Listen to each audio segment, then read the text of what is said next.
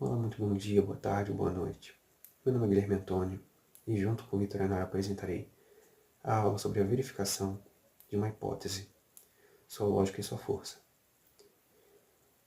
E, para começar, precisamos entender o conceito que Carl Hempel dá para a hipótese.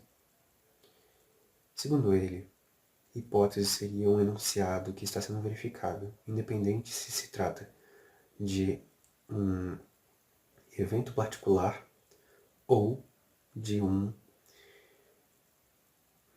lei geral. E há algumas maneiras de se verificar uma hipótese, dentre as quais as principais são através da lógica e também da experimentação. Para melhor entendimento, utilizarei do quadro branco, do qual a ferramenta que utilizo dispõe para explicar como funciona a estrutura lógica. Sendo P e Q frases, eu monto a assim chamada tabela verdade, na qual, se P, então Q. Os valores de verdade são dados da seguinte maneira: 2 verdadeiros, 2 falsos. 1 verdadeiro, 1 falso. 1 verdadeiro, 1 falso. Na tabela verdade de uma implicação, quando há 2 fatores verdadeiros, 2 frases verdadeiras, a implicação é verdadeira. Quando a primeira é verdadeira e a segunda falsa, temos uma implicação falsa. Logo, se P for verdadeiro, a frase P for verdadeira e a frase Q for falsa, na verdade não há a comprovação dessa hipótese. Se P for falso e Q for verdadeiro, a implicação também é verdadeira, assim como no caso das duas serem falsas. É importante também salientar que se P deixar de representar a verdade, não há nenhum malefício para o fator, para a representação da hipótese. Mas se Q, por um instante, for falso e contrariar a verdade que é colocada em P, a hipótese é totalmente perdida. Logo, mostra-se que o sistema tem uma grande fragilidade. Após essa breve demonstração sobre o funcionamento da estrutura lógica, precisamos retomar com a questão da testagem experimental da hipótese. Essa testagem é realizada inicialmente com a demarcação de um fator que esteja diretamente ligado a aquilo que se quer descobrir. E isso não é uma tarefa das mais simples, tendo em vista que há muitas variáveis quantitativas dentro de uma hipótese científica, dentro de uma experimentação de uma hipótese científica, melhor dizendo. O enunciado, assim, pode criar uma infinidade de implicações verificáveis. Pode-se encontrar muitas e muitas teorias hipotéticas dentro de análise de um só fenômeno. E quando se utiliza desse fenômeno, quando se utiliza desse fenômeno de uma maneira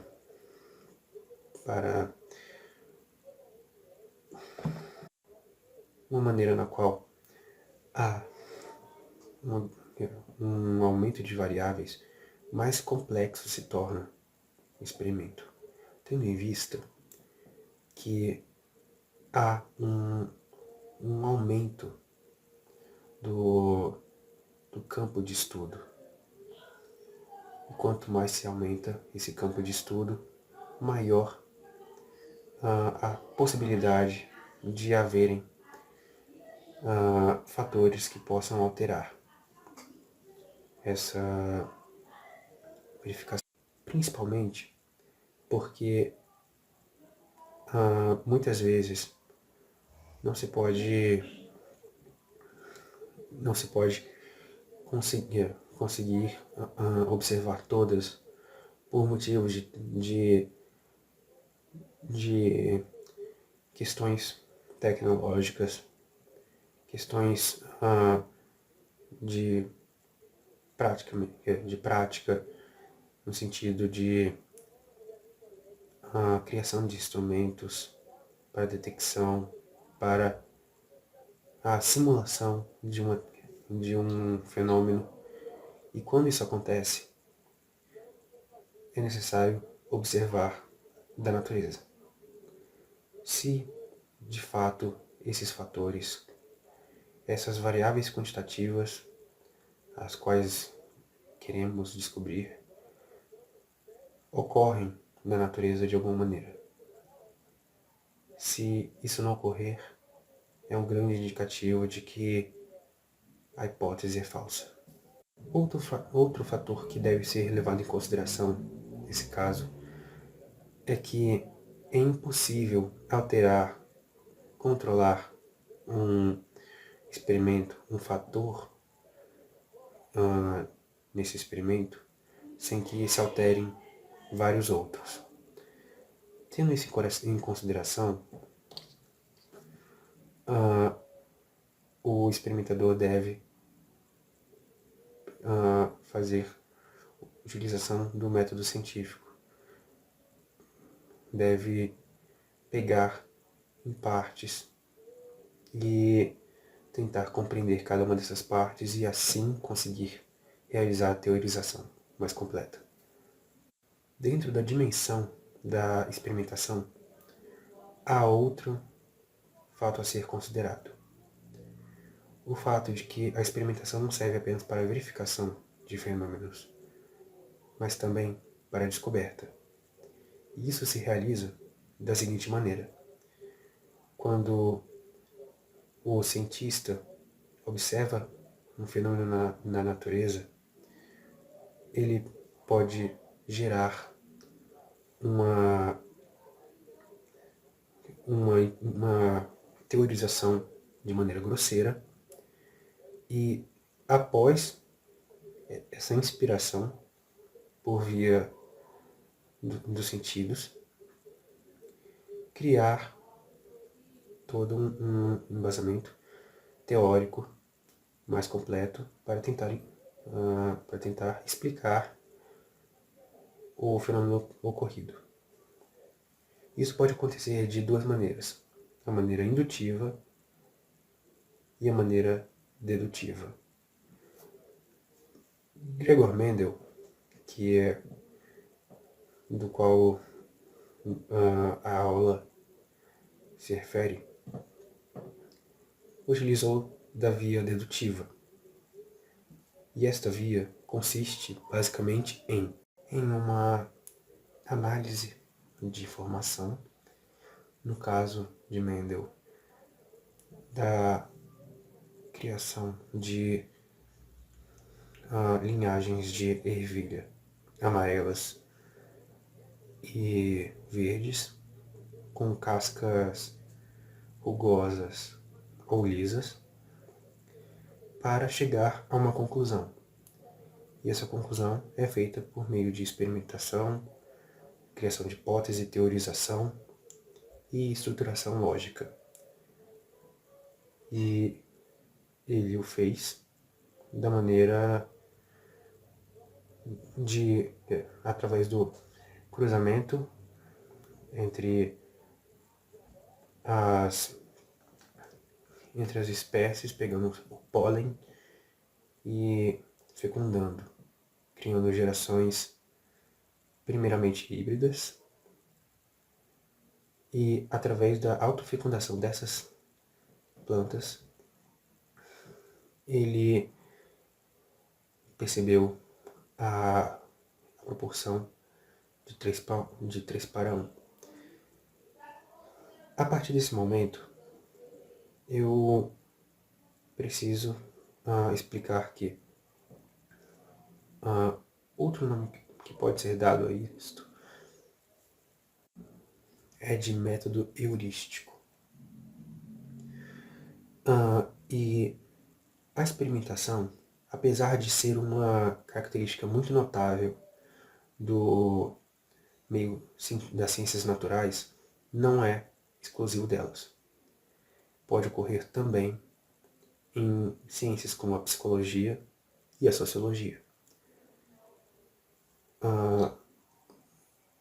Ao fim dessa explicação sobre a experimentação, é preciso entrar em outra área muito importante, a área das hipóteses auxiliares. Essas consistem em hipóteses que vêm junto da hipótese principal, tendo o objetivo de dar maior sustentação, acrescentando mais fatores a serem observados na hora de questionamento.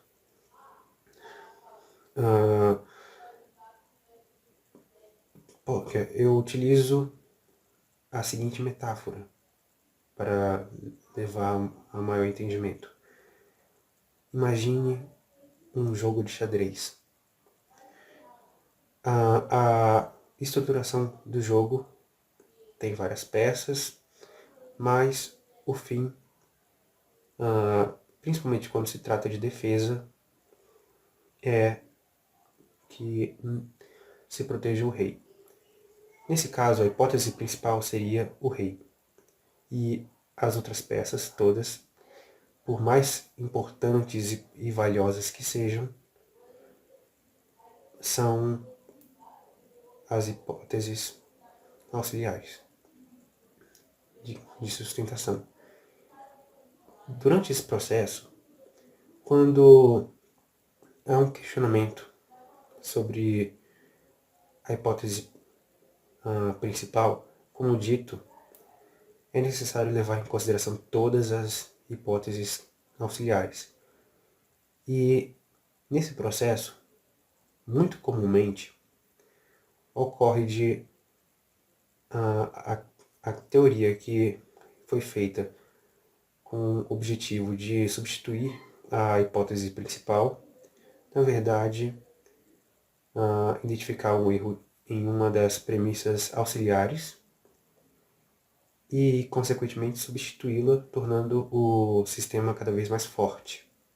No sistema de Gregor Mendel, a qual utilizamos como base para essa aula, as hipóteses que podem ser consideradas auxiliares são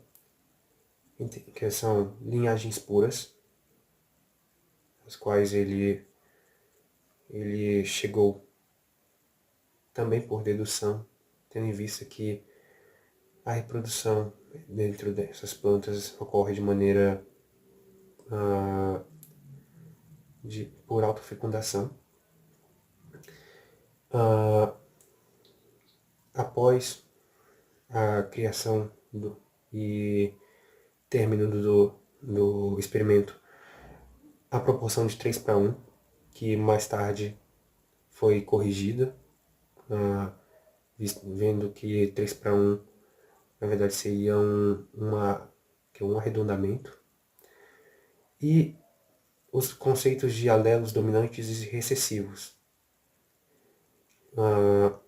tendo em vista justamente as linhagens puras. E a hipótese principal seria a transferência de genes de geração em geração. E, consequentemente, a sua manifestação através dessa passagem de gerações. No aspecto lógico, as hipóteses auxiliares se tratam do que chamamos de conjunção. Seria, como já falado, um método de aumento de sustentação do argumento. Quando se tenta fazer um questionamento a respeito da validade desse argumento, precisamos levar toda a consideração, e isso será demonstrado por meio da tabela de verdade e com a sua devida explicação. Nesse princípio, vemos que só sobraram duas verdades e temos 6 falsidades em nossa conjunção. Relembrando a tabela verdade da implicação, somente quando há uma verdade e uma falsidade, como na segunda coluna, entre P e Q e R, ocorre a falsidade. Nos outros casos, todos temos verdade.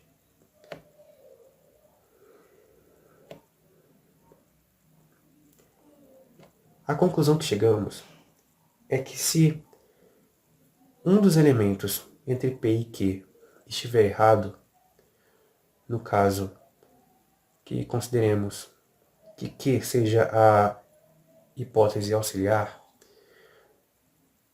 o Q pode ser claramente demonstrado como falso e, consequentemente, isso gerará a falsidade de todo o sistema. E a hipótese que mostrou a falsidade pode, junto com P, mostrar-se uma hipótese auxiliar mais correta e, consequentemente, fortalecendo o sistema. Demonstrou através de sua experimentação, teorização e estruturação que é possível compreender fatos de uma maneira relativamente simples, utilizando o método científico. Voltamos ao quadro branco. No caso P, Q e R são nossas frases. Só que, diferentemente da última, nós temos que levar em consideração que P, esse é o símbolo de conjunção, P e Q, implicam R. A hipótese ganha força. Consequentemente, ela se torna cada vez mais consolidada e mais aceita dentro da comunidade científica. No caso, Mendel, logo, se a situação P e a situação Q ocorrem, então a situação R ocorrerá também. A tabela de verdade é constituída da seguinte maneira: 4 verdades e 4 falsidades na primeira coluna. 2 verdades, 2 falsidades. 2 verdades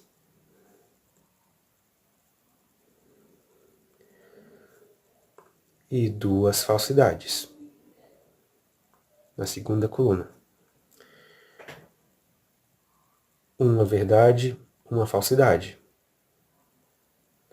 1 verdade, 1 falsidade. 1 verdade, 1 falsidade. 1 verdade e 1 falsidade. Nesse caso, temos que fazer a separação em 2 operações. Denominamos a operação nova, a chamada conjunção, como operação de grau 2 e a implicação de grau 1. E na lógica utilizamos a resolução, primeiramente, com maior grau e posteriormente de segundo grau, que se trata da resolução final do argumento. No caso da conjunção, apenas quando os 2 fatores estão corretos, verdadeiros, há verdade. Em todo o resto, há falsidade.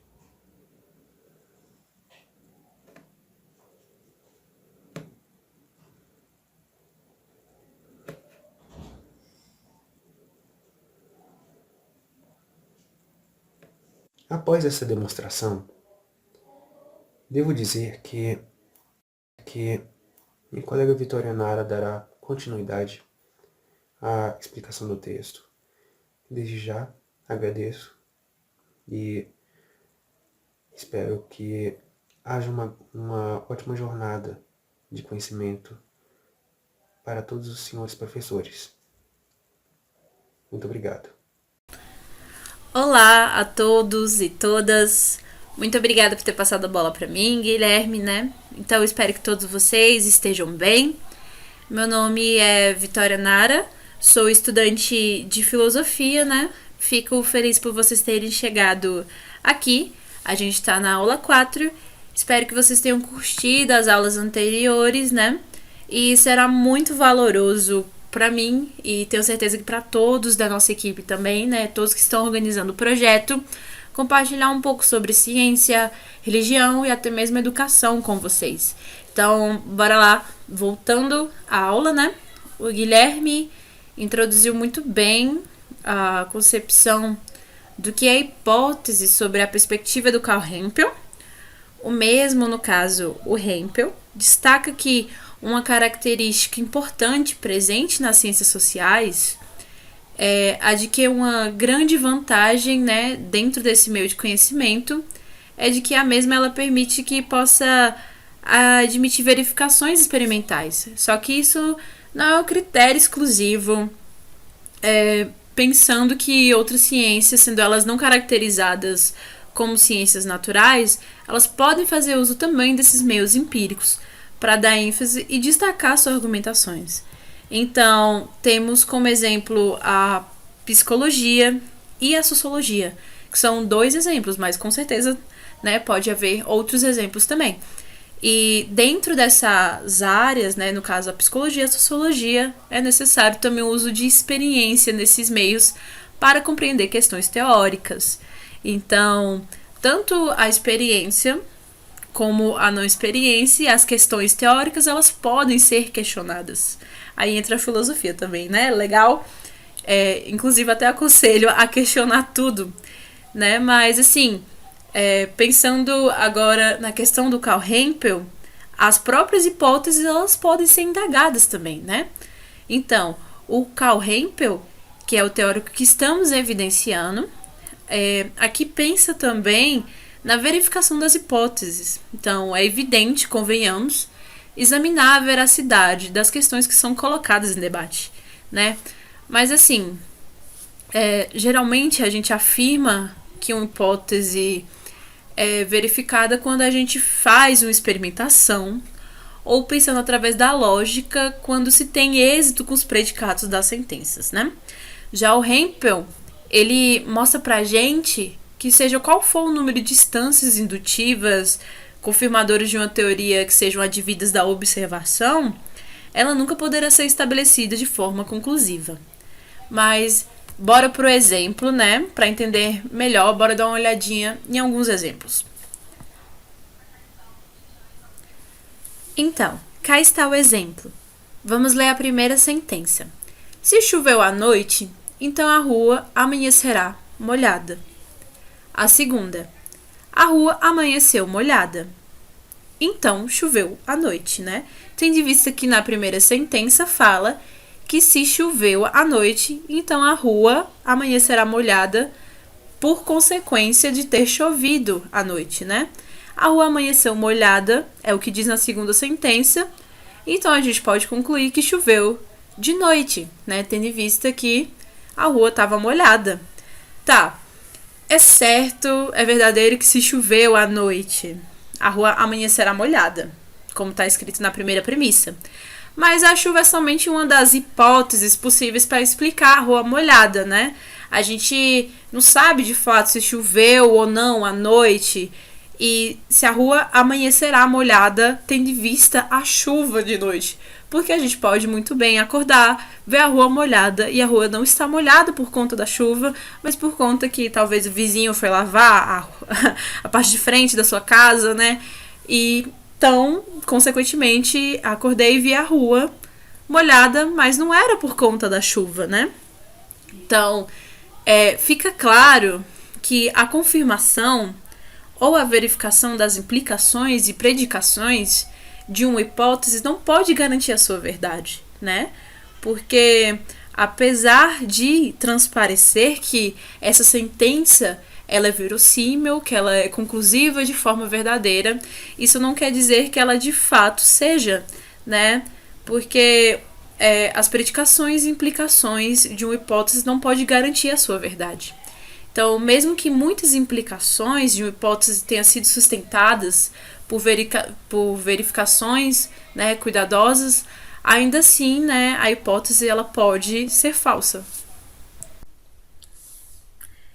Fatos ou dados que sejam empíricos só podem ser qualificados como logicamente relevantes ou irrelevantes relativamente a uma dada hipótese e não relativamente a um dado problema, né? Assim podemos nos questionar quais dados são relevantes ou irrelevantes para uma determinada hipótese que se pretende uma explicação de um conjunto de fenômenos. No caso, vão ser aqueles do qual a ocorrência ou também não ocorrência, né, puderem ser inferidos pela hipótese. Além disso, pro Hempel, né, acontece que não se tem forma de derivar mecanicamente teorias de dados colhidos de forma indutiva. Não há derivação de teorias a partir dos dados, mas inversão de teorias para explicação desses dados. As hipóteses elas não nascem naturalmente da observação dos dados, mas elas são concebidas para explicar, né, os mesmos, para explicá-los.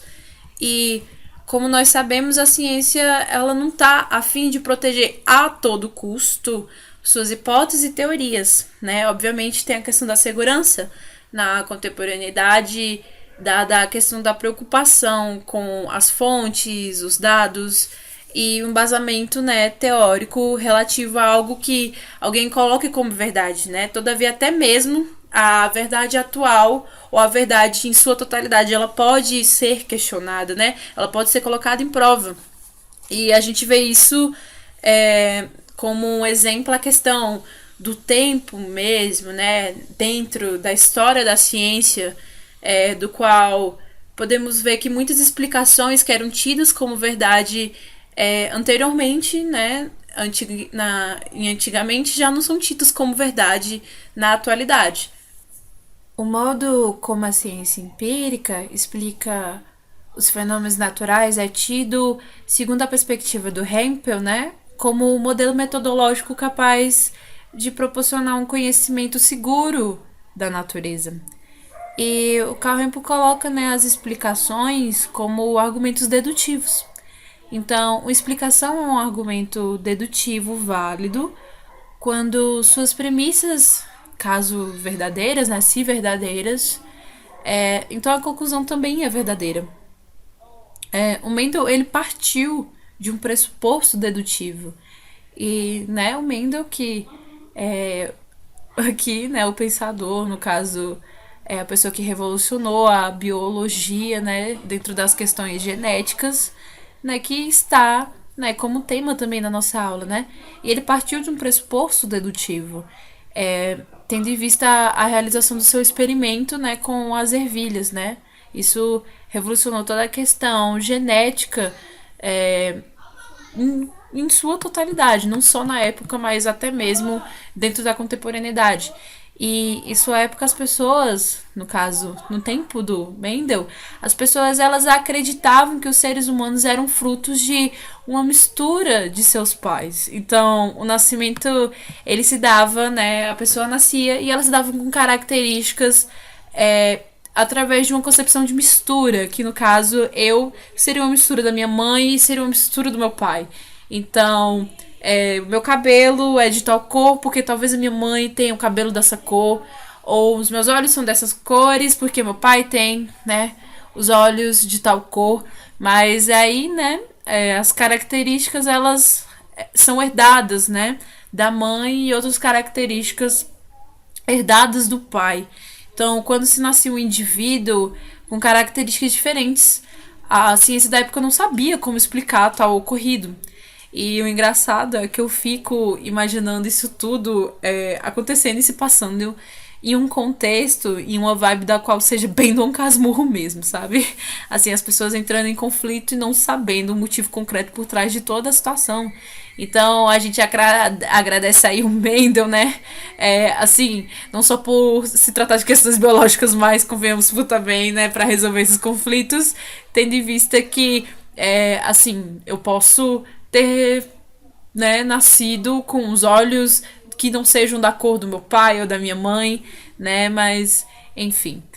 Brincadeiras à parte, né, a primeira lei de Mendel, também chamada de princípio da segregação dos caracteres, ou lei da segregação, né, diz que cada característica ela é condicionada por um par de fatores que se separam na formação dos gametas.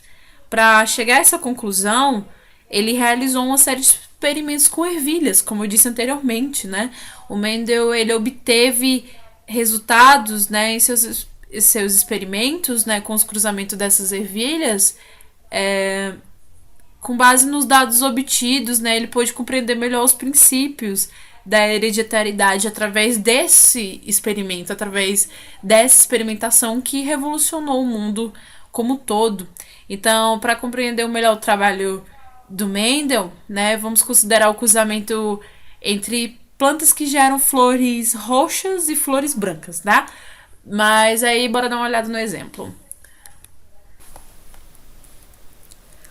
Então, o Mendel ele realizou o cruzamento entre plantas puras de ervilha que apresentavam flores roxas e plantas puras, né, que apresentavam flores de cor branca. O cruzamento gerou híbridos F1 100% com flores roxas, né? Como vocês podem ver, o cruzamento de flores roxas e de flores brancas gerou uma geração F1 totalmente de flores roxas, né? A cor das flores, elas eram exatamente como aquela apresentada pelas plantas puras, o que levou à seguinte questão, né? O que aconteceu com o fator que determinava a cor branca das flores? Que, como vocês podem ver, né, todas roxinhas. O Mendel, ele não interrompeu, né, o seu trabalho na geração F1, né?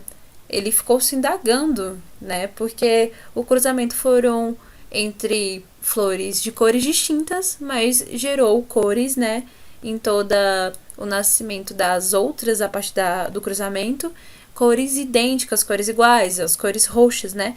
E então, após o resultado de 100% das plantas com flores púrpuras, ele realizou a fecundação entre plantas F1 e teve, né, uma grande surpresa, porque as plantas de flores brancas elas reapareceram, né?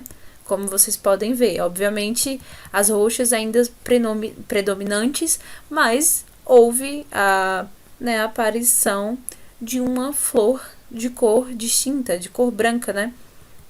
O resultado apresentado foi de aproximadamente 3 plantas com flores púrpuras, né, flores roxas, né, para uma planta de flor branca, ou seja, 75% das plantas geradas apresentavam flores roxas, enquanto 25%, né, apresentavam flores brancas, né, plantas com flores brancas. Então, as considerações que o Mendel teve foi que existem fatores responsáveis por uma determinada característica. Acontece que cada indivíduo, né, possui 2 fatores que determinam a característica, sendo um fator herdado do pai e outro da mãe. Só que, diferente do que a gente falou anteriormente, isso significa que cada organismo ele herda, né, 2 alelos, um proveniente da mãe e outro proveniente do pai. No caso da geração F1, os descendentes apresentavam fatores para a flor branca e para a flor roxa também. Mas existem fatores que são dominantes e fatores recessivos. Então a gente não é uma mistura, né? Tendo em vista essa consideração. Cada indivíduo, ele passa apenas um fator para cada característica em cada gameta. Fazendo um link, né, conectando isso com Carl Hempel, o Hempel ele considera que nenhum enunciado ou conjunto de enunciados pode ser proposto como uma hipótese ou teoria científica, a menos que seja suscetível de uma verificação empírica, né, que seja objetiva. E pensando assim, dessa forma, se não tem apoio nos fenômenos empíricos, falta então uma significação empírica, né? E para a gente julgar se uma hipótese tem ou não uma verificação que seja empírica, nós devemos indagar as hipóteses auxiliares que estão pressupostas no contexto apresentado e se as mesmas admitem também implicações, né, apresentáveis. O que Mendel fez, né, através da experiência, foi uma verificação empírica de uma determinada teoria científica, né? Sendo assim, conforme o pensamento de Carl Hempel, o Mendel estava repleto de significação empírica, né, tendo em vista o seu processo experimental com as ervilhas. Olá, bom dia, boa tarde, boa noite. Não sei quando você está assistindo isso, mas eu agradeço imensamente por você ter assistido a nossa aula até aqui. Peço encarecidamente que vocês, por favor, assistam as outras aulas e também façam os exercícios, assim como também façam as leituras que nós vamos disponibilizar. Muito obrigado e até uma próxima. Eu também quero agradecer, foi muito bom fazer essa videoaula com o Guilherme. Muito obrigada a vocês que estão assistindo, obrigada ao Guilherme também. Até a próxima, né? E espero ver vocês também nos encontros que sejam síncronos. Bons estudos e vamos até o fim. Obrigada, gente.